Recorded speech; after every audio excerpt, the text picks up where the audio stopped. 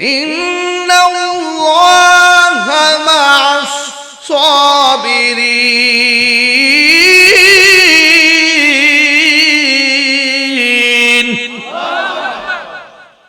নিশ্চয়ই ধৈর্যশীলদের সঙ্গে আল্লাহ আছে না নাই? সেই রব আমাদের সঙ্গে আছে।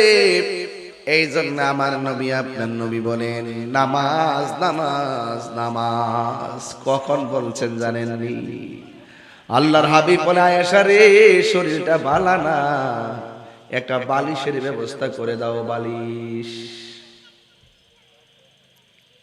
কি? আয়েশা সিদ্দিকা বলে, ইয়া রাসূলুল্লাহ,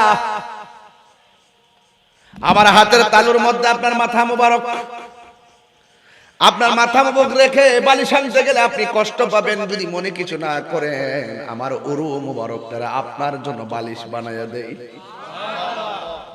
স্বামী স্ত্রীর দরদ কাকে বলে? মহব্বত কারে কয়?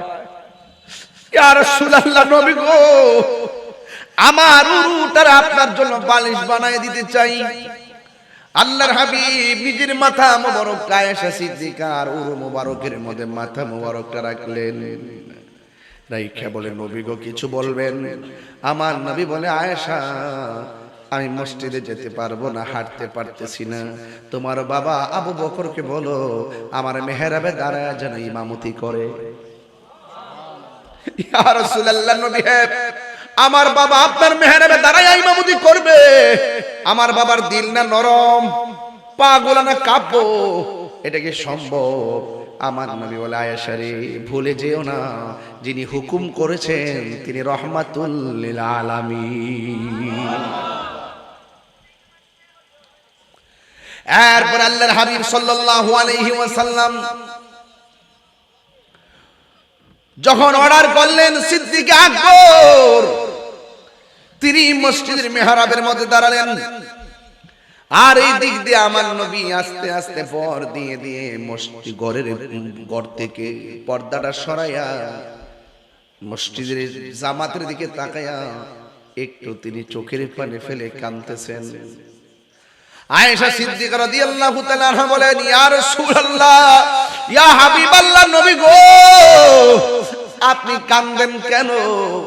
আমার নবী বলে, আয়েশা রে, আমি দুঃখের কান্না কান্দি না, আজকে আমার চোখের মধ্যে যে পানি দেখেছো, এটা আমার আনন্দের পানি।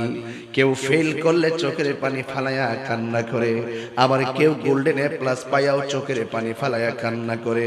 একটা হলো বিষাদের কান্না, আরেকটা হলো আনন্দের কান্না। আল্লাহর হাবিব বলে, আয়েশা, আমার চোখের পানি দুঃখের পানি নয়, আমি কাঁদতেছি কেন জানোনি? আমার চোখের পানি আনন্দের পানি। আজকে তাকায়া দেখো না, আমি নবী মেহরাবে নাই, আমার আবু বকর আমি ইমাম বানাইছি। তাকায়া দেখো না সাহাবারা কেমনে লাইন ধরে দাঁড়ায় গেছে। আমি নবী চলে গেলেও আমার আল্লাহর ঘরের মেহরাবের পাহারা কিয়ামত পর্যন্ত ইমাম সাহেবরা দিয়ে যাবে। আল্লাহু আকবার বলেন না কেন? এই জন্য ইমাম সাহেবরা সমাজের সবচাইতে বড় নেতা, মুয়াজ্জিনরা সমাজের সবচাইতে বড় সম্মানী। এখন বলবেন কেন? আমার রাসূল বলেন, হ্যাঁ সাহাবায়ে কেরাম, জানোনি সব হাসরের ময়দানের সবার মাথা সমান সমান, আর যে চেহারাটা সবার মাথার উপরে চেহারা নূরে চমকাচ্ছে, ওরা কারা জানোনি? কয়, ওরা কেউ না, ওরাই হলো দুনিয়ার জমিনের মসজিদের মুয়াজ্জিন। দাম কি কম না বেশি? এটা কি আমি বানাইছি না আল্লাহ বানাইছে? এই জন্য ইমাম সাহেবকে ধমক দেওয়া যাবে না, যত সম্মান দিতে পারেন। ডিশের বিল দিতে গেলে হাত কাঁপে না, ওয়াইফাইয়ের বিল দিতে গেলে হাত কাঁপে না, এমবি ঢুকাইতে গেলে হাত কাঁপে না, কিন্তু মুয়াজ্জিনের বেতন দিতে গেলে হিংসা লাগে, হিংসা। কতলাটে হাওই, কতলাটে হা, এবারে বাক করতে করতে আর করতারে না, বাহিরে রাখা দে, মসজিদে কাম আছে। বাইঙ্গা দে না, পাতলা মাছ করিস না, বাইঙ্গা কেউ দেয় না, বেশি কথা কইছে দেবে। সবাই সম্মান করে, একটু কম আর কি, বেশি করতেই আমি করতেছি। সম্মানটা বাড়াইতে, বাড়াইলে লস, কথা কথা বাড়াইলে লস। পরে জায়গা পরের জমিন ঘর বানায় আমি রই, আমি তো সে ঘরের মালিক নই। কুল ইন্না সলাতি ওয়া নুসুকি ওয়া মাহইয়ায়া ওয়া মামাতি লিল্লাহি রাব্বিল আলামিন।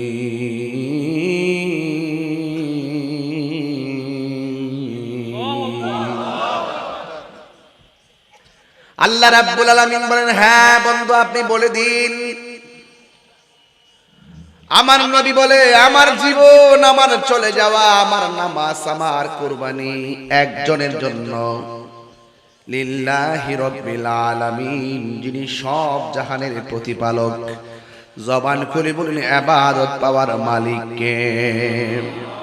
ইয়্যাকা না'বুদু ওয়া ইয়্যাকা নাস্তাঈন ইহদিনাস সিরাতাল মুস্তাকিম সিরাতাল্লাযীনা আন'আমতা আলাইহিম গায়রিল মাগদুবি আলাইহিম ওয়ালাদ-দাল্লিন।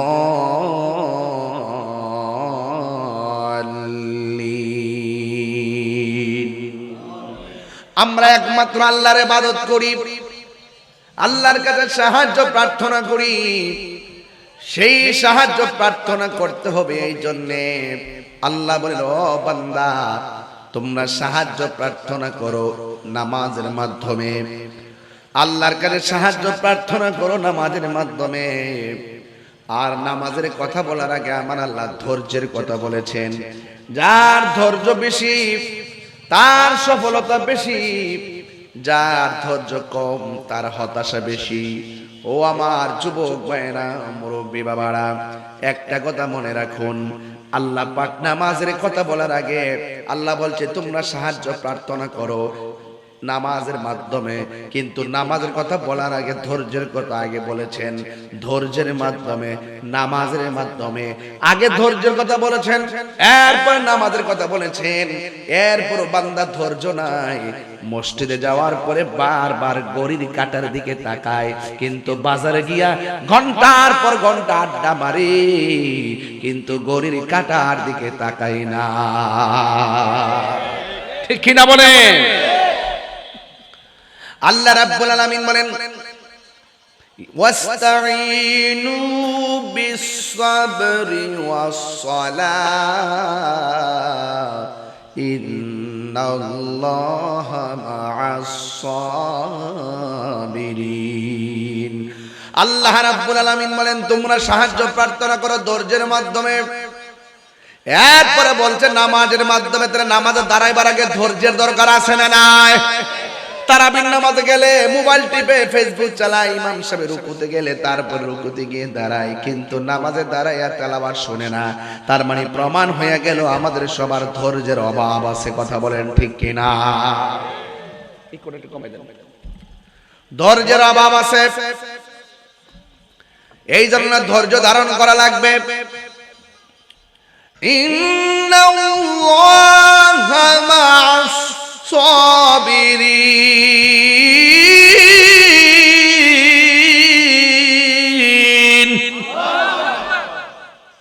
নিশ্চয়ই ধৈর্যশীলদের সঙ্গে আল্লাহ আছে না নাই? সেই রব আমাদের সঙ্গে আছে। এই জন্য আমার নবী, আপনার নবী বলেন নামাজ নামাজ নামাজ। কখন বলছেন জানেননি? আল্লাহর হাবিব বলে, আয়েশা রে শরীরটা ভালো না, একটা বালিশের ব্যবস্থা করে দাও। বালিশ কি? আয়েশা সিদ্দিকা বলে, ইয়া রাসূলুল্লাহ, আমার হাতের তালুর মধ্যে আপনার মাথা মুবারক, আপনার মাথা মুবারক রেখে বালিশ আনতে গেলে আপনি কষ্ট পাবেন। যদি মনে কিছু না করেন, আমার উরু মুবারক দ্বারা আপনার জন্য বালিশ বানাইয়া দেই। স্বামী স্ত্রীর দরদ কাকে বলে? মহব্বত কারে কয়? ইয়া রাসূলুল্লাহ, নবী গো, আমার উরুটার আপনার জন্য বালিশ বানায় দিতে চাই। আল্লাহর হাবিব নিজের মাথা মোবারক আয়েশা সিদ্দিকার উরু মোবারকের মধ্যে মাথা মোবারকটা রাখলেন। রাইখা বলে নবী গো কিছু বলবেন? আমার নবী বলে আয়েশা আমি মসজিদে যেতে পারবো না, হাঁটতে পারতেছি না, তোমার বাবা আবু বকরকে বলো আমার মেহরাবে দাঁড়ায় যেন ইমামতি করে। ইয়া রাসূলুল্লাহ, নবী হে আমার বাবা আপনার মেহরাবে দাঁড়ায় ইমামতি করবে? আমার বাবার দিল না নরম, পা গোলা না কাঁপবো, এটা কি সম্ভব? আমার নবী বলে আয়েশা রে ভুলে যেও না যিনি হুকুম করেছেন তিনি রহমাতুল লিল আলামিন। এরপর আল্লাহর হাবিব সাল্লাল্লাহু আলাইহি ওয়াসাল্লাম যখন অর্ডার করলেন সিদ্দিক আকবর, তিনি মসজিদের মেহরাবের মধ্যে দাঁড়ালেন, আর এই দিক দিয়ে আমার নবী আস্তে আস্তে পর দিয়ে দিয়ে মসজিদ ঘর থেকে পর্দাটা সরাইয়া মসজিদের জামাতের দিকে তাকায়া একটু তিনি চোখের পানি ফেলে কাঁদতেছেন। আয়েশা সিদ্দিকা রাদিয়াল্লাহু তাআলা আনহা বলেন, ইয়া রাসূলুল্লাহ, ইয়া হাবিবাল্লাহ, নবী গো আপনি কাঁদেন কেন? আমার নবী বলে আয়েশা রে আমি দুঃখের কান্না কান্দি না, আজকে আমার চোখের মধ্যে যে পানি দেখেছো এটা আমার আনন্দের পানি। কেউ ফেল করলে চোখের পানি ফালায়া কান্না করে, আবার কেউ গোল্ডেন এ প্লাস পাইয়াও চোখের পানি ফালায়া কান্না করে। একটা হলো বিষাদের কান্না, আরেকটা হলো আনন্দের কান্না। আল্লাহর হাবিব বলে আয়েশা আমার চোখের পানি দুঃখের পানি নয়, আমি কাঁদতেছি কেন জানোনি? আমার চোখের পানি আনন্দের পানি। আজকে তাকায়া দেখো না আমি নবী মেহরাবে নাই, আমার আবু বকর আমি ইমাম বানাইছি। তাকায়া দেখো না সাহাবারা কেমনে লাইন ধরে দাঁড়ায় গেছে। আমি নবী চলে গেলেও আমার আল্লাহর ঘরের মেহরাবের পাহারা কিয়ামত পর্যন্ত ইমাম সাহেবরা দিয়ে যাবে। আল্লাহু আকবার বলেন না কেন? এইজন্য ইমাম সাহেবরা সমাজের সবচাইতে বড় নেতা, মুয়াজ্জিনরা সমাজের সবচাইতে বড় সম্মানী। এখন বলবেন কেন? আমার রাসূল বলেন, হ্যাঁ সাহাবায়ে কেরাম জানোনি সব হাসরের ময়দানের সবার মাথা সমান সমান, আর যে চেহারাটা সবার মাথার উপরে চেহারা নূরে চমকাচ্ছে ওরা কারা জানোনি? কয় ওরা কেউ না, ওরাই হলো দুনিয়ার জমিনের মসজিদের মুয়াজ্জিন। দাম কি কম না বেশি? এটা কি আমি বাড়াইছি না আল্লাহ বাড়াইছে? এই জন্য ইমাম সাহেবকে ধমক দেওয়া যাবে না, যত সম্মান দিতে পারেন। ডিশের বিল দিতে গেলে হাত কাঁপে না, ওয়াইফাইয়ের বিল দিতে গেলে হাত কাঁপে না, এমবি ঢুকাইতে গেলে হাত কাঁপে না, কিন্তু মুয়াজ্জিনের বেতন দিতে গেলে হিংসা লাগে, হিংসা। কতলাটে হাওই অতলাটে হা এবারে বাক করতে করতে আর করতার না বাহিরে রাখা দে, মসজিদে কাম আছে। বাইঙ্গা দে না, ফাতলা মার্কিস করিস না, বাইঙ্গা কেউ দেয় না, ব্যক্তিগত কিছু দেবে। সবাই সম্মান করে একটু কম আর কি, বেশি করতেই পারি করতেছি সম্মানটা বাড়াইতে, বাড়াইলে লস, কথা কথা বাড়াইলে লস। পরে জায়গা পরের জমিন ঘর বানায় আমি রই, আমি তো সে ঘরের মালিক নয়। কিতা করতেন রে বা? ওই ব্যাংকের মধ্যে 30 লাখ হয়ে গেছে সুদের টিহা, ফুলাফানি টিহা, তুই লাইন না অ্যাপাচি হাং পালসার কি আর 15566 লইয়া কি উল্টা পাল্টা মারতেছে, আর আপনার কবরের মধ্যে পাইরাইতেছে।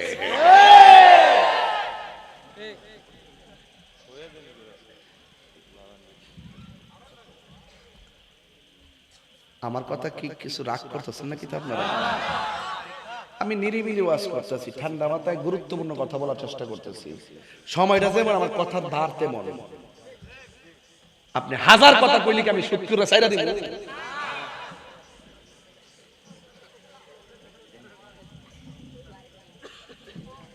আর হ্যাঁ কক ভাঙ্গা ভাঙ্গা দে, তুই আরেক দরবার লাগাইছিস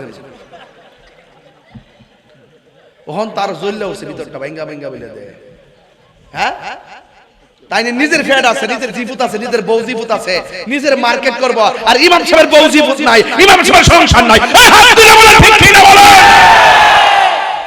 ভাঙ্গা ভাঙ্গা বলে দে। কেন রে এটা ভাঙ্গা ভাঙ্গা দে ইমাম সাহেবের বেতন আগে দিয়ে দিতে হইব কথা কোন ঠিক না বেঠে আর ফুলা ভান্ডি কই ফুলা ভান্ডার শুনতে করে এই মেজাজ স্টার হয়ে যাবে কাবার ভাঙ্গা ভাঙ্গা দে একটা আরেকটা লাগা দিছে ইমাম সাহেবের সম্মান করতে হইব ইমাম সাহেবরা সমাজের ছোট নেতা না বড় নেতা আরো বড় করে বলুন করে কথা বুঝতে রে বাবা ইমাম সাহেবরা হলো সমাজের বড় নেতা ইমাম সাহেব এক ওয়াক্ত নামাজ না গেলে আয়েশা ইমাম সাহেবের দমক মারে আর যেইবারে দমক মারছে তিনি সপ্তাহে একবার আইছে এমন লোক আসিনি সমাজ কমিটি বানায় বয় রাখছই তাইনে গরো ঘুমা কমিটি বানাইবেন যে 5 ওয়াক্ত নামাজ পড়ে ইমাম সাহেব না থাকলে তো নামাজটা পড়াইতে পারে কথা কোন ঠিক না বেঠে এরপরে নামাজ না পড়াইতে পারলো ইমাম সাহেবের জন্য মহব্বত করে আর যে ইমাম সাহেবের লোকে বড় হুজুর বড় নেতা শাস্ত হয়ে এটা হলো 2 নম্বর নেতা পকের পাতর ইস্কার 3 নেতা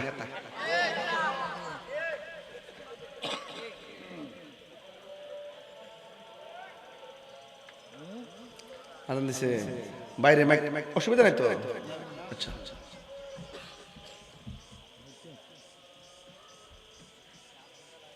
এখন ওয়াজ চলতেছে তাই না এখন আজান দিতেছে তখন কি করতে হইব আমরা অনেক সময় ওয়াজ বন্ধ করি না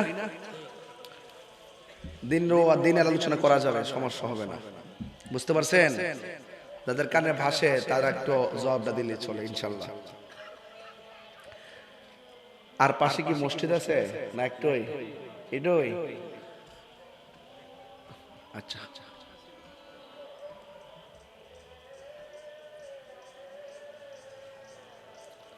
শুকর করেন আলহামদুলিল্লাহ কোন আর বড় করে কোন আলহামদুলিল্লাহ আমরা খুশি না বেজার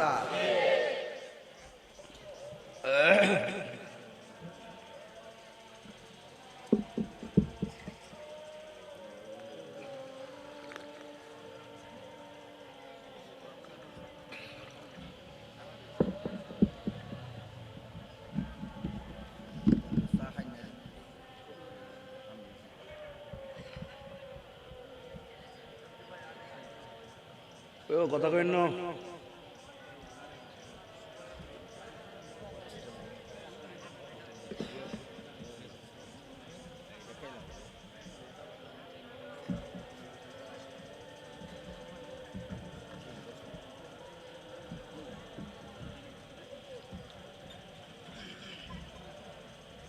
আমাকে আরো 2টি জায়গায় যেতে হবে সময় আসলে ভাবছিলাম যে 7টায় বুঝে শেষ হইব টাইম মতো আসতে পারবো কিন্তু অলিপুরে এসে 8টা পড়ছিলাম এই জন্য আমি যেমন পরে আসছি মাইকে পরে এসে আসছি আমি তো আর চালাকি করতে পারি না সহজ সরল মানুষ তো অনেকে মাঝে মাঝে ধোকা দেয় ইঞ্জিনিয়ারিং করে নাকি আচ্ছা বন্ধ করস না মুঝে কুফা ওয়ালো मुसाफिर न समझो मैं आया नहीं हूँ बुलाया गया हूँ कि मेहमान बना जो मैं आया नहीं हूँ बुलाया गया हूँ मैं आया नहीं हूँ बुलाया गया हूँ अल्लाहुम्मा आमीन ربنا ظلمنا أنفسنا وإن لم تغفر لنا وترحمنا لنكونن من الخاسرين আল্লাহ হবিগঞ্জ সদর দক্ষিণ তাগরিয়ান সরি উত্তর চতুল নৌরানি জামে মসজিদ কমিটির উদ্যোগে আয়োজিত আজকের মাহফিলে যারা টাকা দিয়ে পয়সা দিয়ে জ্ঞান দিয়ে শ্রম দিয়ে বুদ্ধি দিয়ে এই জান্নাতের বাগান যারা সাজাইলো আল্লাহ সবার জীবনের গুনাহগুলি মাফ করে দাও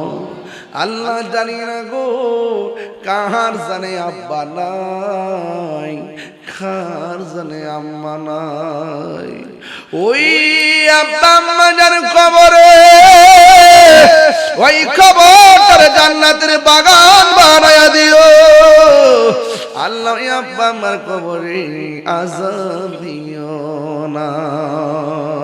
সবাই আমার সাথে বিনয় বিনয় কোন আমরা গুনাহগার, ডাকি বারে বার বলুন না আমরা, ডাকি বারে বার। তুমি দয়া না করিলে, তুমি দয়া পাবো কার, আমরা গুনাহগার, ডাকি বারে। আব্বা আম্মা যার শুইছে অন্ধকার কবরে, মাফ করো আল্লাহ নূর নবীর খাতিরে। তুমি দয়া না করিলে, তুমি দয়া পাবো কার, আমরা গুনাহগার, ডাকি বারে বার, আমরা গুনাহগার। দাদা দাদি নানা নানি যার শুইছে কবরে, মাফ করো আল্লাহ নূর নবীর খাতিরে। তুমি ক্ষমা না করিলে, তুমি ক্ষমা না করিলে ক্ষমা করবে কে, আমরা গুনাহগার, ডাকি বারে বার। আল্লাহ আল্লাহ আল্লাহ। যারা হাত বাড়াইলাম সবার আব্বা আম্মার কবরে নূরের বাতি জ্বালায়া দিও। এই মসজিদে অনেকে টাকা দিয়ে, পয়সা দিয়ে, জ্ঞান দিয়ে, শ্রম দিয়ে, বুদ্ধি দিয়ে সহযোগিতা করেছেন। আল্লাহ সবার খেদমত গুলো আপনার দরবারে কবুল করে নেন। আল্লাহ যারা হাত বাড়াইলো, থানা প্রশাসন থেকে বাইরে হাত বাড়াইছে, দিনরাত অনেক পরিশ্রম করে, তারা দেশের জন্য, দেশের মানুষের জন্য অনেক কষ্ট করে। আল্লাহ তাদের জানমালকে আমানত রেখে তাদের মা বাবার গুনাহ মাফ করে দিও। আল্লাহ সামনে বিজিবি ক্যাম্প আছে, অনেক মায়ের সন্তান এখানে চাকরি করে। আল্লাহ তাদের দেশের সার্বভৌমত্ব সুরক্ষায় কথা বলে, বর্ডার গার্ডে কথা রিস্ক নিয়ে থাকে। আল্লাহ মেহেরবানি করে বিজিবির হায়াতের মধ্যে বরকত দিয়ে দিও। আল্লাহ এলাকার মধ্যে খাস রহমতের বরকত নাজিল করে দাও। আল্লাহ মেহেরবানি করে মুর্দা কলবটার জিন্দা বানায় দাও। সিনাটার গো মদিনাওয়ালার আয়না বানায়া দিও। নবী না দেখাইয়া মরণের ডাক দিও না। আল্লাহ বাড়ির পর্দার আড়ালে মা বোনরা হাত বাড়াইয়া দিতে পারে। আমার মা বোনদেরকে আবেদা সালেহা মুমিনা তয়্যিবা কানিতা জাহিদা সাবিরা সাদিকা বানায়া দিও। রাবিয়া মুসলির জিন্দেগানি নসিব করে দিও। আল্লাহ মেহেরবানি করে আমরা কোন দেশে যাইতে পারি আর না পারি দুঃখ করি না, মদিনা না দেখিয়া কবর দেশের ডাক দিও না। আমি হব মদিনা সারা বেলা জারুদার, রোজার কিনারে কেটে যাবে দিন আমার স্বপ্ন যদি হয় গো পূরণ, ধন্য হবে মোর জীবন মরণ। আমি হব মদিনা সারা বেলা জারুদার, রোজার কিনারে কেটে যাবে দিলাম। ও সাল্লাল্লাহু তাআলা। বিদেশের বাড়িতে যারা আছেন, বহির্বিশ্বের যুদ্ধের তাণ্ডবে আমার দেশের সোনার ছেলেরাও বিপদে আছে। দুবাই থেকে ফোন দেয়, সৌদি থেকে ফোন দেয়, কাতার থেকে ফোন দেয়, হুজুর অনেক সময় বিভিন্ন জায়গায় বোমা পড়তেছে। আল্লাহ আমার এই স্বাধীন সোনার বাংলার প্রবাসী ভাইদের জানমালকে আপনি হেফাজতে রেখেন। আর মরণের কালে সবার জবানে মধুর কালিমা জারি করে দিও, লা ইলাহা ইল্লাল্লাহু মুহাম্মাদুর রাসূলুল্লাহ।